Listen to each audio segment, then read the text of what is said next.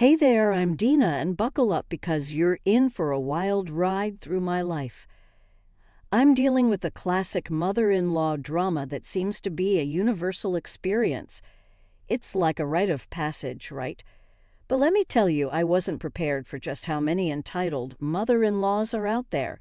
It's like they're everywhere, lurking in the shadows, ready to pounce. Now, let me introduce you to Vivian, my mother-in-law. She's not your average mom-in-law. Oh no, she's in a league of her own. Entitled, check. Delusional, double check. I mean, I didn't need a crystal ball to see it. The moment I said, I'd do to Carter, I knew I was in for a wild ride with Vivian. Vivian wasn't dependent on us, but did have a tendency to assume ownership of everything around her. She even calls our stuff hers if she lays her hand on it. This behavior stemmed from the fact that she was a super greedy woman and liked to have a luxurious life. Unfortunately for her, she never had the money for it.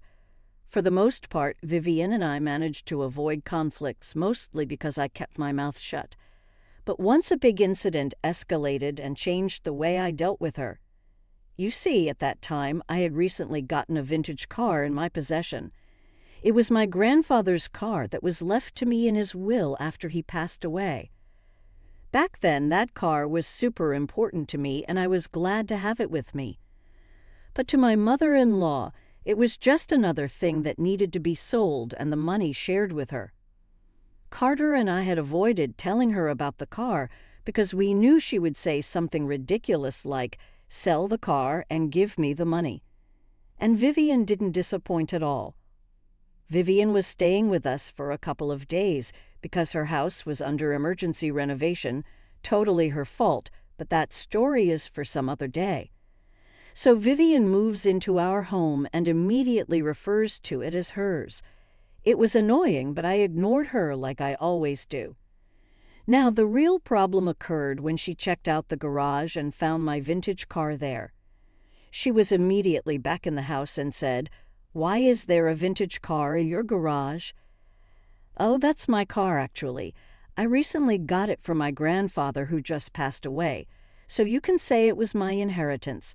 That is a freaking expensive car. I Googled it, and it says that the price is around $100,000. That is a lot of money. I hope you're not thinking about keeping it." "Of course I'm keeping it. It was my late grandfather's car and has a lot of sentimental value attached to it. There is no way I'm selling it." "You are absolutely insane. Listen to me, Dana. Think about what I said. You can sell the car and do so much with the money. You're being selfish by keeping the car and not selling it. We, as your family, deserve to enjoy your inheritance as well." Vivian's words were downright delusional. First of all, what I did with my private property wasn't her business. Secondly, I wasn't obligated to share my assets with her. What the hell was wrong with her? I really didn't know how to respond to her, so I left her be and hoped that she wouldn't bring up this topic again. Well, I was wrong. She was super persistent and kept bringing it up. That night, when we were quietly enjoying our dinner, Vivian brought up the topic of selling my car again. She suddenly said, "So, have you thought about what I said? Did you make the decision to sell your car?" "For the last freaking time, Vivian, I'm not selling my car. That is just not possible." "This is completely unacceptable, Dina. You cannot simply have a car that costs so much. You are not a millionaire. Your Honda is good enough for you. You need to think about your family and sell the car and split the money. That way, everyone will get to enjoy it. You cannot dictate what I do with my car, Vivian. That is totally up to me. I don't mind having the car sit in my garage. It is a sentimental car, and I always wanted to inherit it. I am not selling it to anyone." "Carter, you need to tell your wife that she should sell the car. She can't just have an expensive car sitting around when we can have the money." Vivian had expected Carter to take her side. I can see why she would think that. Carter had a hard time saying no to her or setting proper boundaries, but he had been learning and getting better. So imagine Vivian's shock when Carter said, "Mom, it is her car, so she will decide what to do with it." You already heard her. The car has a lot of sentimental value. If she doesn't want to sell it, we are no one to force her. But Carter, it's just so much money. Even if it is a lot of money, that money is all hers. We don't get to decide what she wants to do with it. Let her be, Mom. You are being too invasive. You shouldn't comment on things that we privately own. Vivian looked pretty deflated by her son's words. Like I said, she had expected him to listen to her and take her side. When he didn't do that, she knew that all hope was gone. She didn't stop trying, though. She always made small comments about the car and how it would be so nice to have $100,000 in cash. It was getting downright annoying, but I was ignoring it. Apparently, I should have done better because she managed to steal and sell my car from right under my nose. One morning, when I was about to leave for work, I saw that my vintage car was missing. I was in the garage and was going to drive my Honda to work, but when I opened the garage, I saw that my car was nowhere in sight. I panicked and started to think the worst. The garage was open, but it didn't look like it had been broken into. Carter's car wasn't in its place because he had left for work way before me. So there was no way he had taken the car either. Someone must have stolen it. I immediately called work and took a day off to figure out what was going on. That car was precious to me, and I couldn't rest until it was back in its place. I frantically called Carter just to make sure he didn't know anything about the missing car. "Carter, did you take my car by any chance? It's not in the garage." "What? No, I took my Mustang." "What do you mean it's not in the garage? I saw it right there before I left." "I don't know, Carter. It's not in the garage anymore. I discovered it missing when I opened the garage to take my Honda to work. I'm freaking out, Carter." "Calm down, Dina. We will find out where the car is. You need to go check our security cameras and see who took it. You can call the cops as soon as you find something. I wish I could help, but I'll be in an important meeting in a few minutes. Still, you can call me if needed." Carter calmed me down before telling me what I should do next. He was right. I needed to check the security cameras first. I opened the app on my phone and pulled up the videos of that morning. There I found something really strange and disturbing. I saw that it was my freaking mother-in-law who had taken the car. Even after I told her hundreds of times not to touch the damn car, she didn't listen. I was extremely pissed. I called her and recorded the conversation. "Vivian, where the hell are you? Why did you take my car?" "Oh, relax now, will you? I just took it out for a short ride." "No, you need to come back right now. I need my car back. I didn't give you permission to use it." "It was sitting in your garage, Dina. Since you don't want to sell it, I might as well make good use of it. Now, stop calling me. I'll come back home when I come home." I was fuming at Vivian. To be honest, I almost called the cops on her. I was that furious. But I decided to give her a chance. She was my mother-in-law, after all. If she returns my car without any damage, I would just make her face some consequences and make sure this doesn't happen again. In that case, I would not need the cops to get involved. I really didn't want to waste their time for nothing. But when Vivian didn't return for a while, I was starting to change my mind. What I didn't know was that things were about to get much worse. After an hour, I heard Vivian come in through the door. I was surprised to see that she hadn't come back with my car. I immediately knew that something was wrong. What was more worrying was the fact that she had brought several shopping bags with her. They were all luxury brands that she definitely couldn't afford. I ran up to her to confront her and ask her what the hell was going on. I angrily stopped her and said, "What the hell, Vivian? Where is my car?" "It's sitting in your driveway." "I'm talking about my vintage car, Vivian. Where is it? What did you do?" "Oh, you mean your vintage car. Well, I guess you can say goodbye to your $100,000 car. Oops, too late. It's already gone. What do you mean it's too late? You need to be more clear, Vivian. I'm running out of patience. I did what you should have done a long time ago. I sold your car. Vivian said that very nonchalantly. She literally had no remorse. In fact, she looked very pleased with herself when she said that. My anxiety had now converted into just pure rage. I couldn't believe what Vivian was saying. She just said that she sold my freaking vintage car. I tried not to yell at her, but it was difficult since I was close to exploding. I said, "You sold my car? Are you serious right now?" "Yes, I'm very serious, Dina. I sold your car today itself. It did bring in some good money. How do you think I paid for all that stuff?" Let me just recount everything to see if I got it right. You stole my car, and instead of returning it safely to my garage, you sold it for cash. Yes, that's exactly what I did. Why you look so surprised, Dina? I told you that you need to sell the car. Having such an expensive car sitting in the garage is a waste of money. Are you freaking insane, Vivian? Who gave you the right to steal my property and sell it for your own benefit? Whoa, you're getting ahead of yourself, Dina. I do plan on using the money for family stuff too. I've just booked plane tickets to Alaska. We will have a nice time at a ski resort that I always wanted to go to. See, I'm not the only one who'll be enjoying the money.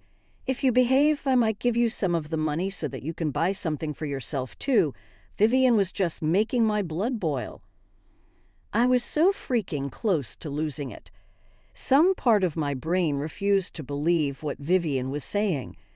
It was difficult to comprehend someone being so damn entitled that they would sell something that isn't theirs.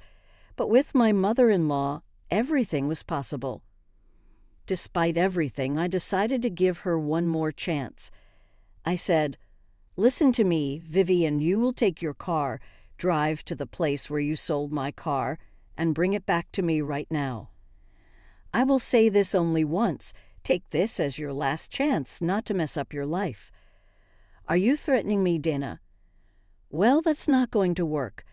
The car is sold, and I already spent some of the money. Besides, I didn't sell it just so you can demand to bring it back. So you are saying that you won't bring my car back? I gave you a chance to reverse your stupidity, and you won't take it. Is that right? God, you're slow, Dina.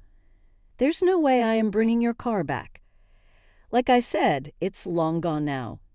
You can go drive your Honda for all I care. All right then, don't say that I didn't give you a chance. Vivian didn't even bother to hear the last part. She simply took her shopping bags and went to her room. My mind was spinning at the freaking audacity of this insane woman. But I knew that yelling at her wouldn't work. I needed to act fast if I wanted to get my car back. So I did what any sane person would do. I called the cops and told them what happened. The cops were at my house in 15 minutes. By that time, I went and fetched the papers that said the car belonged to me. I welcomed the cops inside and showed them all the proof. I also showed them the security footage of my mother-in-law driving away with my car and not returning it. They saw it all and decided to call Vivian. She came downstairs looking annoyed but froze when she saw the cops waiting. She then sweetly said, "Good afternoon, officers. What brings you to my home? Is my daughter-in-law in some sort of trouble?" "Mom, your daughter-in-law is pressing charges against you for stealing and selling her car illegally." "Oh no, there must be some mistake, officers. As you can see, her car is sitting right in the garage. She's just being mean by calling you here."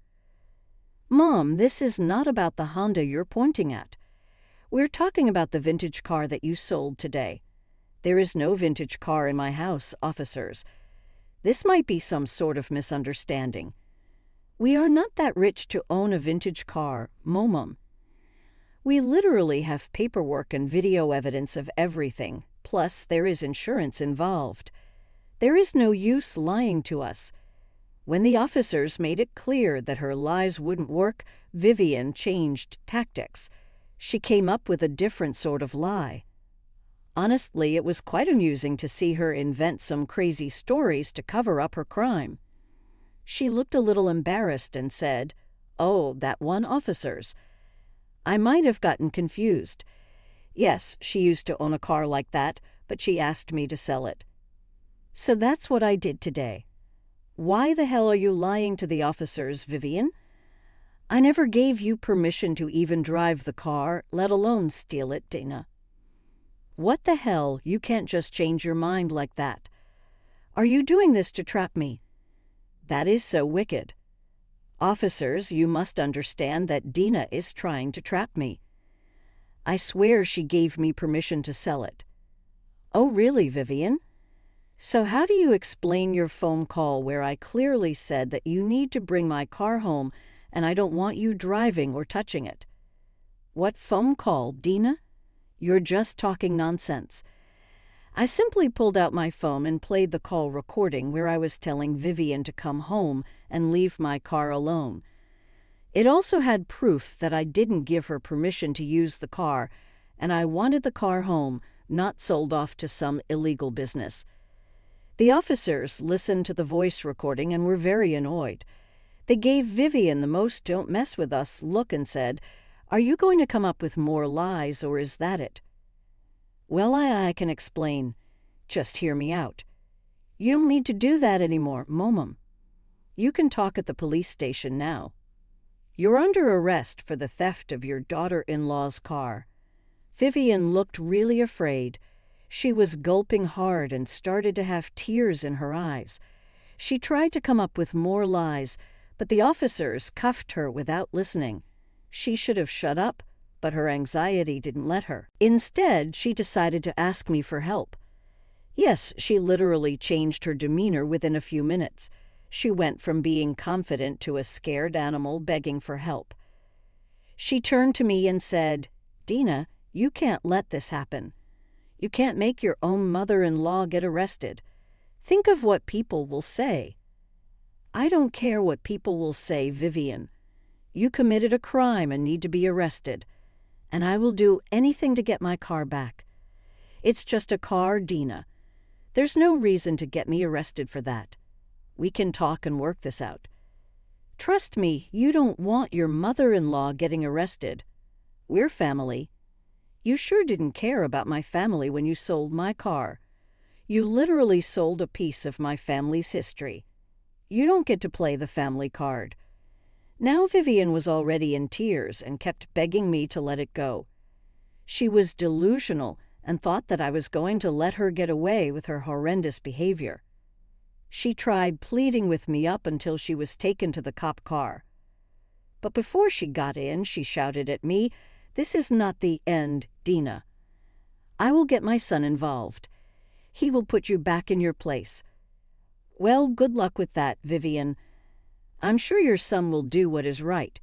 You worry about getting out of jail. I said goodbye to my car, but you will say hello to a lawsuit. You will get nothing. My son will protect me. He will come to rescue me and kick you out of the house. Well, her son did go to the police station, but not to rescue her. When Carter called me and asked what was going on, I told him to meet me at the police station. I needed to go physically file a case, so it would be better for me to meet him there. Plus, I wanted to see Vivian's face when Carter made his assessment of the situation. Carter and I met and went straight to Vivian. She saw him and started to cry. She said, "Carter, look what your wife has done. She hates me so much that she put me in jail. I cannot be here, Carter. You need to do something. Dina, what's going on? Why did you put Mom in jail? Hey, Vivian, want to explain to your son what you did with my car?" Vivian was now suddenly very quiet. She was thinking of an explanation that would make her look less bad. Unfortunately for her, she couldn't come up with anything. She remained quiet with her head down. Carter said, "Mom, say something. Why are you quiet?" What will she say, Carter? She stole and sold my car to someone. Then she came home with shopping bags and informed me that she has booked us a vacation in freaking Alaska. Wait, what, Mom? What the hell did you do? Oh, there was more, Carter. The cops got a name out of her. They contacted the man and he said that the car had been damaged a little after delivery. So this will be a big lawsuit. I can already see $1 million. Oh my God, Mom, what have you done? I told you to stay the hell away from Dina's car. Why can't you just listen for once? Carter never talked to his mother in this tone. Vivian was surprised and did not like this at all. She was now crying and trying to make him feel bad for her. But I knew that Carter wouldn't save her this time. He knew where to draw the line. Vivian still tried and said, "Son, you need to get me out of here. I can't be in this place. You have to convince Dina to drop the case. I cannot afford the lawsuit, you know that." Why the hell would I do that, Mom? You are the one who committed a crime by doing something so utterly stupid. If you don't help me, my life will be ruined. I'll be broke and still need to serve in jail. You should have thought about that before committing a crime. I will support Dina and what she is doing. This time you have taken things too far. I cannot forgive this, Mom. You are on your own. Vivian kept begging us to help and change her mind. Yes, she went back to begging me for forgiveness as well, not that I was going to listen to her. Carter was extremely pissed and decided to leave the police station with me. He was really apologetic about his mom's actions and said that he would never forgive her for this. He actually encouraged me to pursue my case and get my car back. I did eventually get my car back, took a while. The car was in a small accident with the buyer and it got badly dented. With vintage cars, repair costs can skyrocket. All these, along with lawyer fees and all, Vivian did end up paying $1 million for the lawsuit. She was forced to sell her own childhood home and take on debts as well. It was a horrible situation for her, but she didn't have our sympathy. Carter made it clear to her that we didn't want her around anymore. He also said that she better not expect to hear from us for a long time. That got her crying and throwing a tantrum again. Word of her arrest and the lawsuit spread like wildfire. Her friends dropped her because they didn't want to associate with criminals. Her family was also extremely pissed with her because who the hell sells stuff that they stole from others? I was truly glad to see that the rest of the family had sane people. Anyway, we're still in no contact with Vivian and the lawsuit has been settled. I got back my car and had a very experienced mechanic work on it. It was all paid for by my dear mother-in-law, of course. The mechanic was so good that you wouldn't even know that it was damaged. So I got my new car while Vivian lost her own house and is now living in a rented apartment, alone and desperate for company.